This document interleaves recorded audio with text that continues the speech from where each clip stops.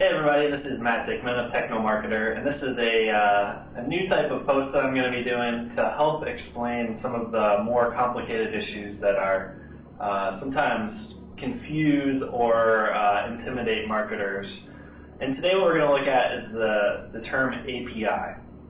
An API stands for Application Programming Interface.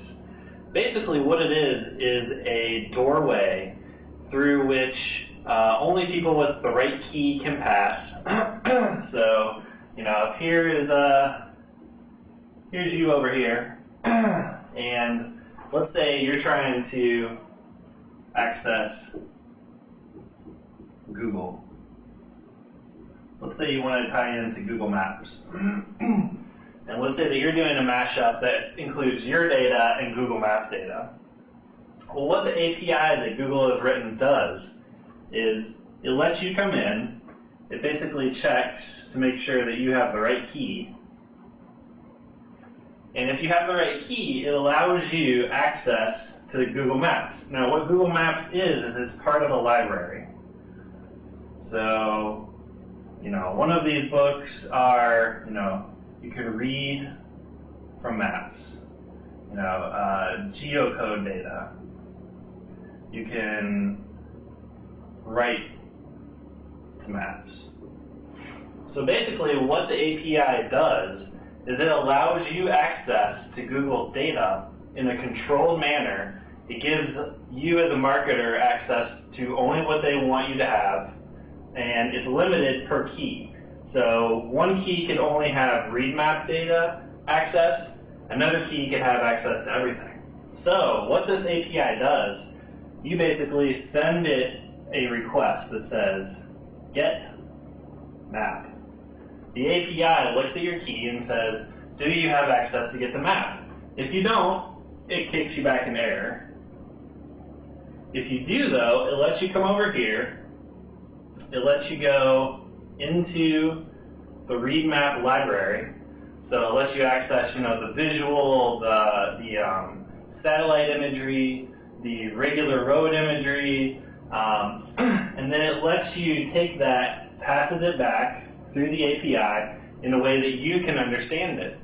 And all of that is documented. From a marketing perspective, all you need to know really is what is in this library and how you can engage your users on your side with that data. So once it comes back over here, you can build a map.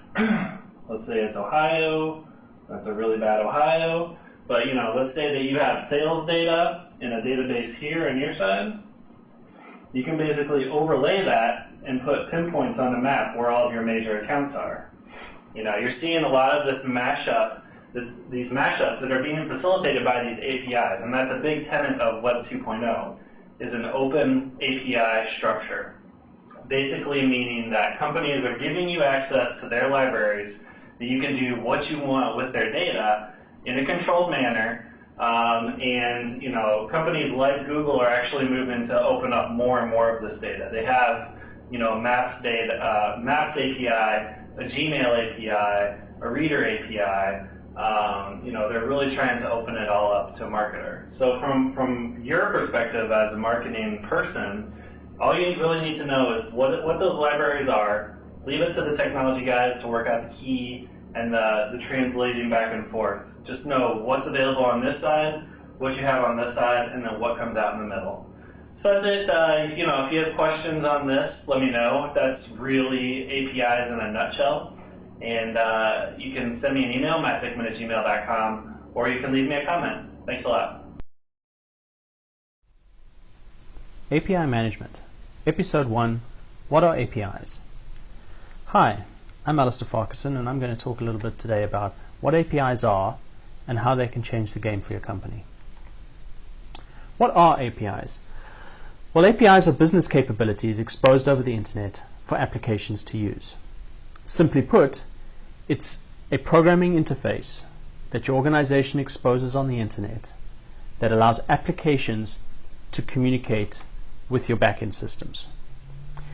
Typically, you build APIs that expose specific aspects of business functionality. These are things that you feel differentiate you in the marketplace, and these are things that make money for you and your company.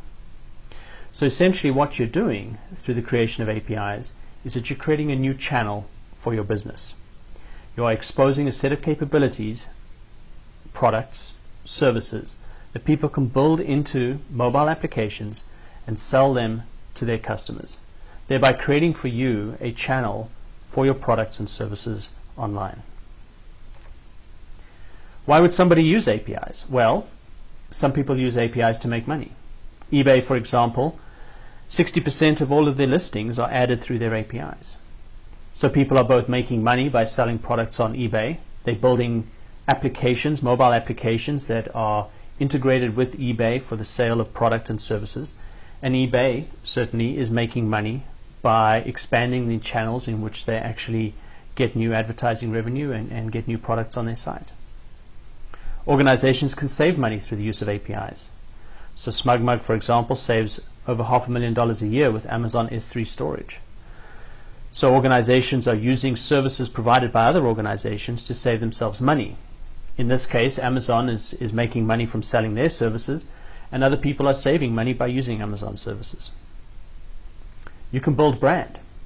Google Maps outstripped MapQuest in growth simply because they had a mapping platform that people could extend and build their own applications on top of.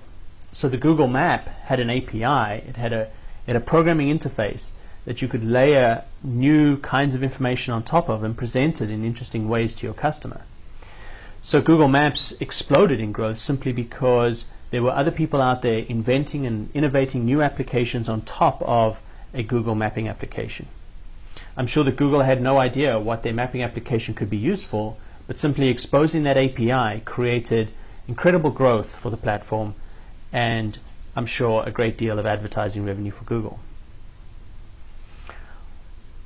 You would also use potentially APIs when you move to the cloud. Either organizations are providing software as a service such as Salesforce, and to make use of those applications that are offered as a service, you would need to expose an API. 50% of all Salesforce.com transactions come in through their API. Inversely, organizations are taking functionality that is not part of their core value, not part of their core strength, taking it out of their cost structures and outsourcing it to organizations like Salesforce. They're exposing their internal systems to Salesforce, and Salesforce and the internal systems work together to provide a solution that used to be purely in-house. APIs can also go anywhere, of course. Part of the Netflix success is that Netflix exposed an API, and the Netflix capabilities and functionalities was built into almost every device you can get these days, that presents video content. VCRs, DVRs, DVD players, gaming consoles, these all have Netflix clients built into them. And as a result, Netflix has changed their business from a business that ships DVDs and movies to somebody who provides a set of APIs and is essentially distributing content through them. So while Netflix has prospered, its competition has lagged. And that is all through the ability of APIs to go anywhere, to be mobile, and to be consumable by mobile devices. Thank you for listening to episode 1 of our API management series.